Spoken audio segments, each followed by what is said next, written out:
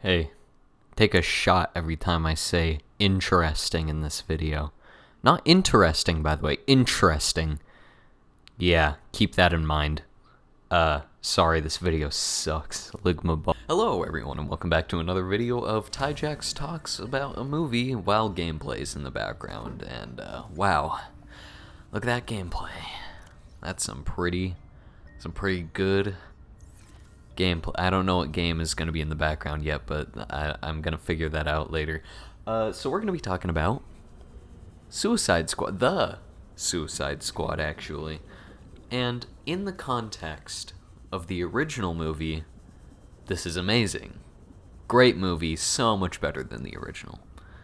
In the context of not the original movie, well, it's still a pretty good movie. I mean, it's just an action movie. The characters in general are good. I like them. They're all interesting. They all have their own strange abilities, and they're all just cool. In the original, they took all these like lame, obscure supervillains and tried to edgy them. They tried to make them like how they made Aquaman into Jason Momoa, except that is funny almost. In the original Suicide Squad, there was no enjoyment in how they changed the characters. Not that I know the original characters, but I like the lame supervillains in general, so. But in this one, they just make them cool. Like, the Polka Dot Man is actually overpowered, and he's really cool. The Rat Lady? That's just a cool power in general. But they're just obscure supervillains, and they have the overly colorful, flashy uniforms, which I just love. I don't know why. I like the stupid villain type aesthetic. That's a really dumb way of putting it, but I'm just gonna keep that in because I don't know. But I just like it. It's fun. It's just a fun movie. But not very family-friendly. It's not a family-friendly fun movie. It's just a fun movie. Because it's definitely rated R. And it shows that in lots of violence, and yeah, just that kind of stuff. It's good. I like what James Gunn did. He's a good director. It's funny. It's a funny movie. It's a good movie. Wow, this is terrible already. Let's get into actual points. These are going to be spoilers. So, basically, my conclusion is like 7, 8 out of 10. It's just a fun movie. It's a good movie, enjoyable watch movie. Fun. So, we're going to be getting to spoilers, and it's basically going to be like that for the rest of the video, so I would just cut out and leave now. I suggest you actually watch it, because it's a good movie. Okay. That's enough of a spoiler warning. Why did they kill Polka Dot Man? He was such a fun character. I don't know why I liked his character so much. He just had an interesting power, and then they just go and kill him. I'm pretty sure they did it because he was too overpowered, honestly, or just because they wanted to kill off a character, but I'm still mad about it.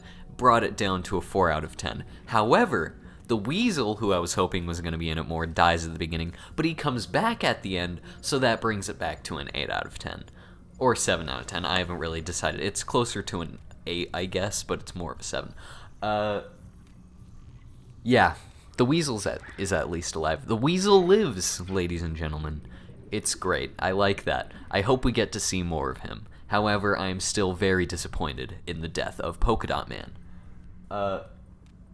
I like that the one lady, like the evil, like, bad orchestrator lady, they really just ramped up the evilness in her character, and I kind of liked that. And they also put more characters around her that actually react to how horrible she is, so it kind of makes it more interesting rather than, oh, I'm bad lady, I'm gonna kill everyone who works with. No, she actually works with people who think she's crazy, and at one point she gets knocked out by another character, and I think that's great. I like it.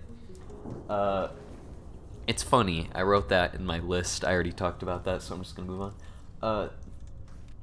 The Harley Quinn breakout scene where she's shooting in the center with all of the doors around her. All I could think of was the Rocket Raccoon and Yondu, I think is his name, scene from Guardians of the Galaxy 2. It sort of had a similar thing to me. Like, just the way it looked was sort of similar, with it panning around them and them shooting in a circle. But both of those are James Gunn, so I don't know if that's just a thing he likes to do, but yeah, that's just a thing I noticed. Also, Harley Quinn was the most boring character to me, just because I feel like it was her association with the original movie, because she's not like over the top cartoony, she's just over the top crazy, and I like the more crazy side of Peacemaker over that, and the more subdued crazy of Polka Dot Man. But yeah, the soldier guy, he dies. That's pretty interesting. From the original, I liked his character way more in this movie because he felt like a character. Yeah. And he has a Mortal Kombat death where he gets stabbed in the heart, and it like zooms into you can see his heart pumping and it's stabbing him. That was weird. Wasn't expecting that. So that happens. I also really like the betrayal of I've already talked about spoilers, but I've already warned spoilers, but I'm just gonna do it again. Spoilers. The betrayal of Peacemaker. I really like, because it's his character. It fits with his character of he's gonna do anything to keep the peace, so he literally does anything to keep the peace, even if he's betraying everyone that he's just worked with. I like that. That's interesting. Also, I like John Cena as an actor. It's just he's just a fun guy to see on screen, especially as a over the top macho strong dude. He's basically like The Rock, but if The Rock took more interesting roles, that wasn't just The Rock every time. So yeah, I like it. I like John Cena. Also, the Peacemaker has a massive deagle. I don't know why I wrote that down on the list, but I just thought that was interesting. Also fits with the super overly patriotic American sort of deal. I just thought that was interesting, also because deagle is just a cool gun.